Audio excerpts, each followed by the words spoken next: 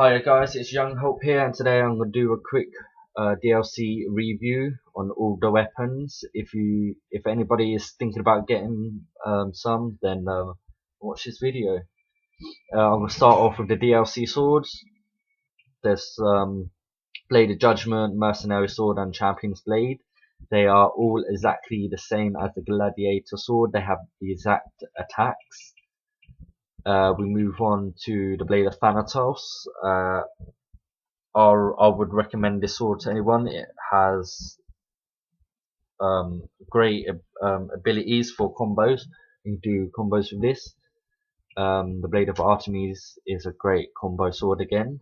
I would recommend this to someone. The L1 triangle attack is sort of similar to the sword of Ares. L1 triangle attack. The Blade of Ares L1 triangle attack, sorry.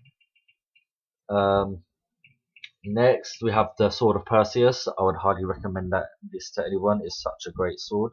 The L1 square attack is a powerful attack. You sort of dive and have a shield, and you can send your opponents in the air. And if your teammates are around you at the time, you'll give them 5-second invincibility. And the L1 triangle is a co-op move. Sword of Orion. The L1 square is sort of like a thunderbolt attack. I think it's for Zeus players. It's a really good sword. The L1 triangle attack creates a bubble around your teammate to regenerate their health, or you can use it on the enemy. It sort of the L1 triangle attack disables their item and magic use. Moving on to the sword hammers. DLC hammers. We've got the Champion's hammer, exactly the same as the Gladiator hammer. If we go down to Hammer of Atlas, the L1 square attack sends your opponents flying in the air. The L1 triangle attack creates a mini game. You have to randomly press the buttons.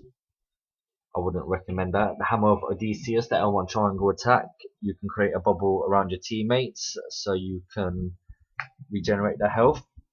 The L1 square attack sweeps the enemies off their feet. If you hold in the L1 square, you initiate a co-op move. Hammer of Hephaestus, the L1 square attack releases sort of like a ball of energy or electricity, sends your opponent flying. The L1 triangle attack creates like a line of electricity. Moving on to the spears, we have the Hyperion spear. The L1 square attack is the same as the L1 triangle attack on the Hammer of Hephaestus. It creates like a line of electricity. The L1 triangle, puts you in a hunting state. So you can either press square or triangle. Spear of Phobos is a great spear. L1 square attack projects a blade coming out of the ground, so your enemies go flying in the air. The L1 triangle attack creates a square energy force around you, so your opponents can't get in, but they can jump over it. If you tap triangle, it projects sort of energy balls, I would say, but it's easy parade, so watch out for that. The next spear is the Spear of Achilles. I wouldn't recommend this to anyone because the L1 square attack, you have to jump off your teammate's back to initiate it. The L1 triangle attack it's okay, but it's easily dodged. Moving on to the gauntlets, Gladiator gauntlets, they are pretty cool. The L1 square attack allows you to evade your opponent's quick attacks. You dodge it and then you punch them. The L1 triangle puts you in a parade state, and then you can send your enemies flying. You can use sort of like a super fist. The gauntlets of Ares I would highly recommend. Such great combos you can do with them. The L1 square attack is a charging attack. You can break enemies' defense quite easily. If you press square, you'll create an explosion. If you press triangle, you'll launch your enemy up in the air and you will follow, and then you could do whatever combo there. And if you press the L1 triangle attack, you will chuck your gauntlets over you and slam them onto the ground will send your enemy up in the air again. Zestus of Ares, which is quite awesome. The L1 square attack creates sort of like a wall of fire. The L1 triangle attack, you basically stomp your gauntlets on the ground, and at the end of it, you'll send your opponent flying. But if you keep tapping triangle, it'll create a longer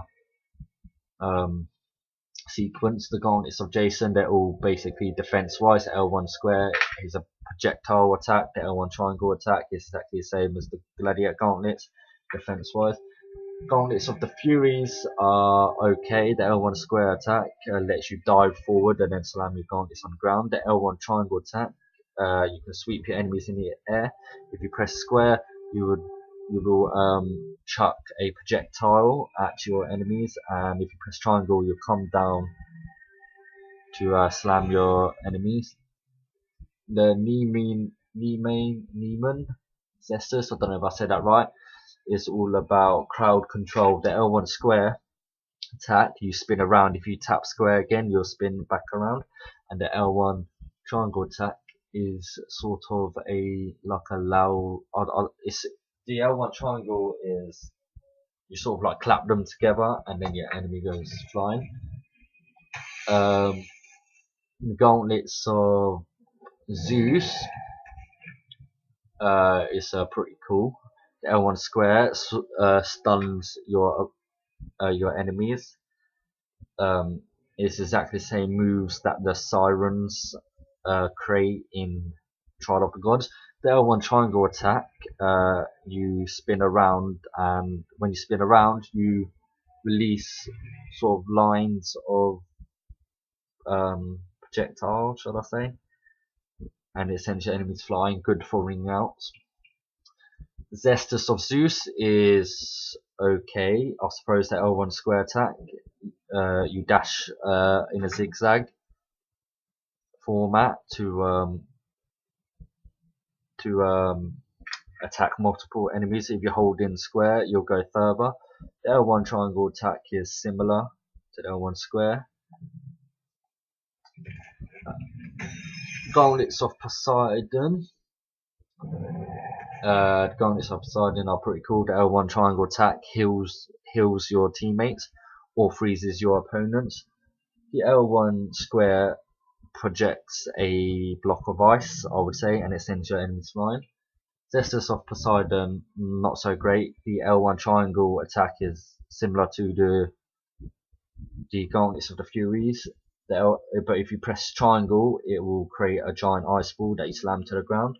You press L1 square, you start spinning around in sort of like a tornado. Last but not least, the gauntlets of Hades. The gauntlets of Hades, the L1 triangle attack makes you go underground and then come shooting back up with your opponent.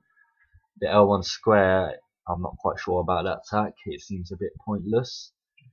The Cestus of Hades, the L1 square attack, it sort of reminds me of a boxing combo. If you press square, you'll finish it off with sort of like punches. If you press triangle, it's an unblockable uppercut. If you press the L1 triangle, it sort of does some weird thing, but it's called Viper Slash, and it takes a little bit of your enemy's health. DLC armors. I'm using the armor of Callisto for Hades because it has such a high cooldown. The top is armor of Callisto, mantle of Alecto. I'm using for middle and bottom armor of Callisto again. For Poseidon, I'm using the full Olympian armor. It is good armor. I would recommend that as well. For Zeus, it's the Olympian armor, which it's okay. It gives you a more physical attack, but it puts your health down to 65. Olympian armor of Ares, I haven't really checked out because it gives you negative defense. so I wouldn't recommend that. But the Olympian armor of Hades I would recommend, because it gives you all defense, so it's really hard for enemies to kill you.